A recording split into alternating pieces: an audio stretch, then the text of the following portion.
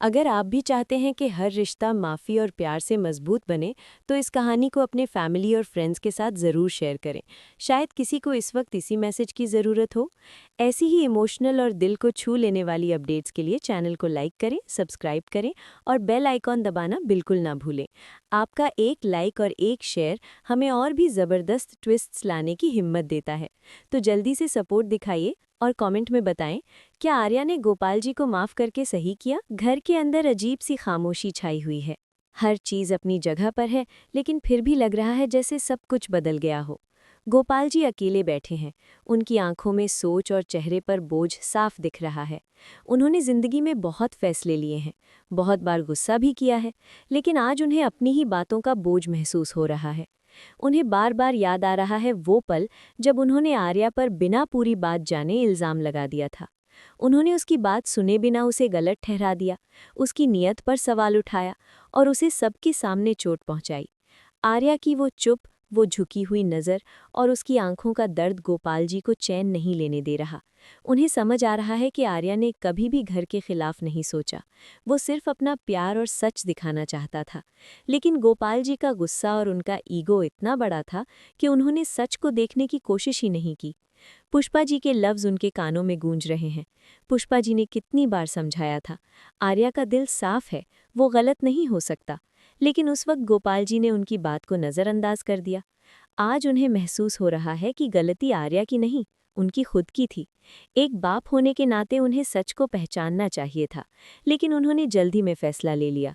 गोपाल जी के दिल में पछतावा धीरे धीरे बढ़ता जा रहा है। उन्हें लग रहा है जैसे उन्होंने सिर्फ आर्या को नहीं, बल्कि अपने घर के सुकून को भी चोट पहुंचाई है। घर में पहले हंसी थी, बातें थीं, एक अपनापन था। अब सब अलग अलग रहने लगे हैं। आर्या दूर हो गया है, कम बोलता है और गोपाल जी से आंख मिलाने से भी बचता है। ये दूरी गोपाल जी को अंदर से तोड़ रही है।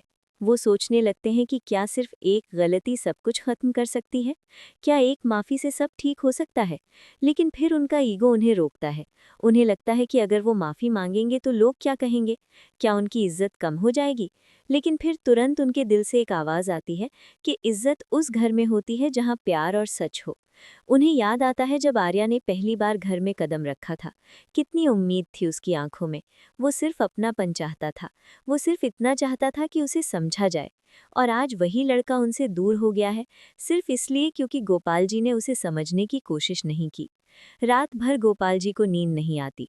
वो अपने फैसले को बार बार याद करते हैं। उन्हें लगता है जैसे उन्होंने अपने ही हाथों से एक रिश्ता कमज़ोर कर दिया। वो अपने आप से सवाल करते हैं कि क्या मैं सही था, या मैं सिर्फ अपने गुस्से में अंधा हो गया था? और हर सवाल का जवाब उन्हें एक ही मिलता है, मैं गलत था। ये मान लेना आसान नहीं होता कि इंसान गलत है, लेकिन गोपाल जी के दिल में सच उभर कर आ चुका है। अब वो और भाग नहीं सकते। उन्हें लगता है कि अगर आज उन्होंने अपनी गलती नहीं मानी, तो शायद जिंदगी भर उन्हें ये बोझ उठाना पड़ेगा। सुबह होते ही गोपाल जी एक फैसला करते हैं। वो तय करते हैं कि आज वो अपनी ईगो को साइड रखेंगे।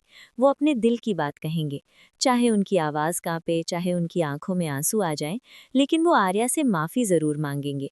क्योंकि उन्हें समझ आ गया है कि रिश्तों में जीत या हार नहीं होती, सिर्फ समझ और प्यार होता है। ये फैसला उनके लिए बहुत बड़ा है। ये सिर्फ एक सॉरी नहीं, बल्कि अपनी गलती को स्वीकार करने का पल है। और इसी पल के साथ कहानी एक नए मोड़ की तरफ बढ़ रही है। दिन की शुरुआत शांत है, लेकिन आज गोपाल जी के दिल में तूफान चल रहा है। वो धीरे धीरे आर्या के पास जाते हैं। आर्या उन्हें देखकर थोड़ा हैरान होता है, क्योंकि पिछले कुछ दिनों से गोपाल जी ने उससे सीधी बात नहीं की थी। घर के सब लोग भी महसूस करते हैं कि आज कुछ अलग होने वाला है। गोपाल जी कुछ पल चुप रहते हैं। उनकी आवाज़ भरी हुई है। वो आर्या की तरफ देखते हैं और कहते हैं, मुझसे गलती हो गई। ये 3 शब्द बोलने में उन्हें जितनी हिम्मत लगती है, शायद कभी किसी फैसले में नहीं लगी। वो आगे कहते हैं, मैंने तुम्हें समझे बिना तुम पर इल्ज़ाम लगा दिया। मैंने तुम्हारा दिल दुखाया और इसके लिए मैं दिल से माफ़ी चाहता हूँ।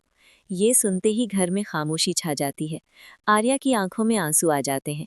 उसने शायद कभी सोचा भी नहीं था कि गोपाल जी इतनी जल्दी अपनी गलती मान लेंगे। आर्या के लिए ये सिर्फ माफ़ी नहीं, बल्कि उसकी सच्चाई की जीत है। गोपाल जी फिर कहते हैं, तुम गलत नहीं थे, गलती मेरी थी। मैंने अपने गुस्से में सच को नहीं देखा। अगर तुम चाहो तो मुझे माफ़ कर देना। ये बोलते वक्त उनकी आवाज़ कांप रही होती है। उनके चेहरे पर सच्चा पछतावा साफ दिख रहा होता है। आर्या धीरे से कहता है, आप बड़े हैं, आपसे गलती हो सकती है। मैं कभी आपसे दूर नहीं होना चाहता था। ये सुनते ही गोपाल जी का दिल हल्का हो जाता है। वो आर्या को गले लगा लेते हैं।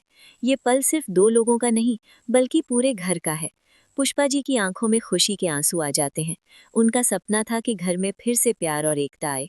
वो हमेशा जानती थीं कि आर्या का दिल साफ है और गोपाल जी भी अंदर से बुरे नहीं हैं, बस उनका गुस्सा उन पर भारी पड़ गया था। आज जब दोनों एक दूसरे को गले लगा रहे होते हैं, तो पुष्पा जी के चेहरे पर सुकून साफ दिख रहा होता है। घर का माहौल जो पहले बोझ से भरा था, अब हल्का लगने लगता है। हर किसी के चेहरे पर हल्की सी मुस्कान आ जाती है। रिश्तों में जो दरार पड़ गई थी, वो धीरे धीरे भरने लगती है।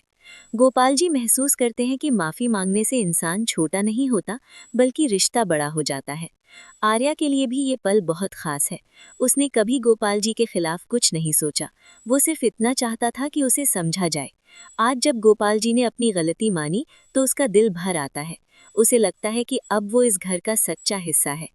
पुष्पा जी दोनों को देखकर कहती हैं, आज मेरा घर फिर से पूरा हो गया। उनके लफ्ज़ों में जो खुशी है, वो सबके दिल तक पहुंचती है। ये सिर्फ एक माफ़ी का पल नहीं, बल्कि एक नई शुरुआत का दिन है। लेकिन कहानी यहीं ख़त्म नहीं होती। हर रिश्ता एक इम्तिहान से गुजरता है। आज सब ठीक हो गया है, लेकिन ज़िंदगी कभी सीधी नहीं चलती। शायद आगे फिर कोई नया मोड़ आए, कोई नई चुनौती आए, लेकिन अब एक बात पक्की है, जब दिल साफ हो और माफ़ी देने की हिम्मत हो, तो हर तूफान का सामना किया जा सकता है। इस तरह गोपाल जी का सॉरी सिर्फ एक शब्द नहीं, बल्कि पूरे घर के लिए एक नई उम्मीद बन जाता है। पुष्पा जी की खुशी, आर्या की इज्जत और गोपाल जी का पछतावा तीनों मिलकर एक ऐसा पल बना देते हैं, जो इस कहानी को हमेशा यादगार बना देता है।